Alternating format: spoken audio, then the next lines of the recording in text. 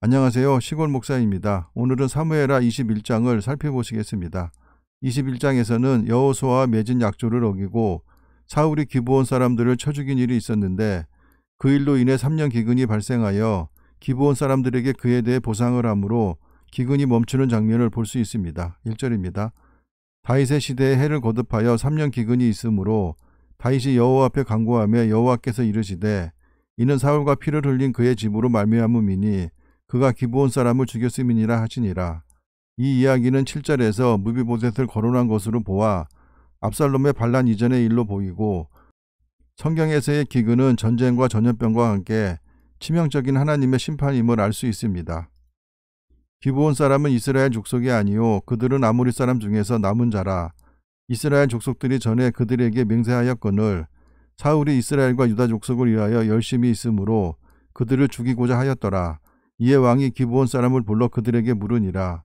기브온 사람들은 여호수아 때 거짓으로 화친을 맺은 족속입니다. 3절입니다. 다윗이 그들에게 묻되 내가 너희를 위하여 어떻게 하랴?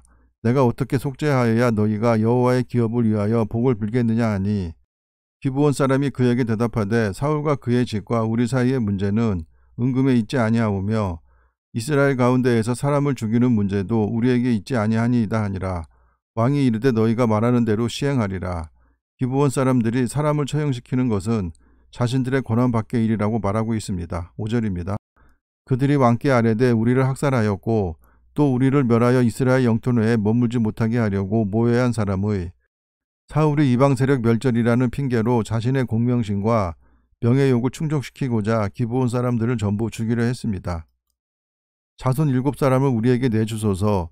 여호와께서 택하신 사울의 고을 기브아에서 우리가 그들을 여호와 앞에서 못매어 달겠나이다 하니 왕이 이르되 내가 내주리라 하니라. 그러나 다윗과 사울의 아들 요나단 사이에 서로 여호와를 두고 맹세한 것이 있으므로 왕이 사울의 아들 손자 요나단의 아들 무비보셋은 아끼고 왕이 이에 아야의 딸 리스바에게서 난 자 곧 사울의 두 아들 알모니와 무비보셋과 사울의 딸 메랍에게서 난 자 곧 무올라 사람 바르실레의 아들 아드리엘의 5 아들을 붙잡아 그들을 기브온 사람의 손에 넘기니 기브온 사람이 그들을 산 위에서 여호와 앞에 목매어 달매 그들 7사람이 동시에 죽으니 죽은 때는 곡식 베는 첫날 곧 보리를 베기 시작한 때더라. 보리를 베기 시작한 때는 니산월 중순으로 태양력 4월경을 말하는 것입니다.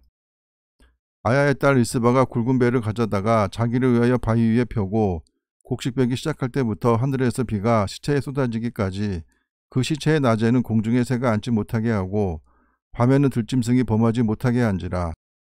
신명기 21장 22절과 23절에 의하면 나무 위에 달려 죽더라도 그날에 장사하도록 했으나 이번은 예외로 한 것 같습니다. 11절입니다. 이에 아야의 딸 사울의 첩 리스바가 행한 일이 다윗에게 알려지매 다윗이 가서 사울의 뼈와 그의 아들 요나단의 뼈를 길르앗 야베스 사람에게서 가져가니 이는 전에 블레셋 사람들이 사울을 길보아에서 죽여 블레셋 사람들이 벳산거리에 매단 것을 그들이 가만히 가져온 것이라.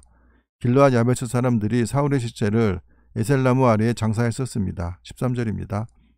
다윗이 그곳에서 사울의 뼈와 그의 아들 요나단의 뼈를 가지고 올라오매 사람들이 그 달려 죽은 자들의 뼈를 거두어다가 사울과 그의 아들 요나단의 뼈와 함께 베냐민 땅 셀라에서 그의 아버지 기스의 묘에 장사하되 모두 왕의 명령을 따라 행하니라.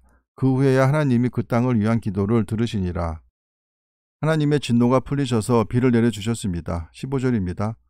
블레셋 사람이 다시 이스라엘을 치거늘 다윗이 그의 부하들과 함께 내려가서 블레셋 사람과 싸우더니 다윗이 피곤하매 블레셋과의 전투는 오직 다윗 왕 초기에만 있었기에 이 이야기는 다윗의 집권 초기에 일어난 일로 봐야 할 것입니다. 16절입니다.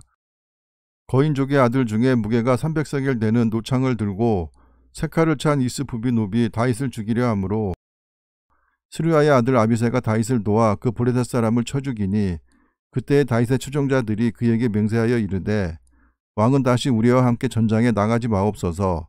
이스라엘의 등불이 꺼지지 말게 하옵소서 하니라.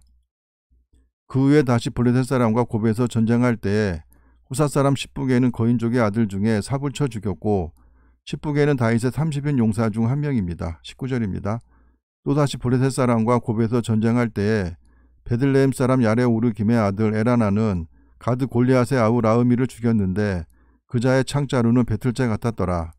또 가드에서 전쟁할 때 그곳에 키가 큰 자 하나는 손가락과 발가락이 각기 6개씩 모두 24개가 있는데 그도 거인족의 소생이라. 그가 이스라엘 사람을 능욕함으로 다윗의 형 삼마의 아들 요나단이 그를 죽이니라. 이 4사람 가드의 거인족의 소생이 다윗의 손과 그의 부하들의 손에 다 넘어졌더라. 기브온 족속은 하나님의 이름으로 여호수아와 조약을 맺은 민족이었으나 사울이 이들을 쳐 죽임으로 하나님께서 이에 대한 벌로 이스라엘의 3년의 기근을 내리셨음을 볼 수 있었습니다.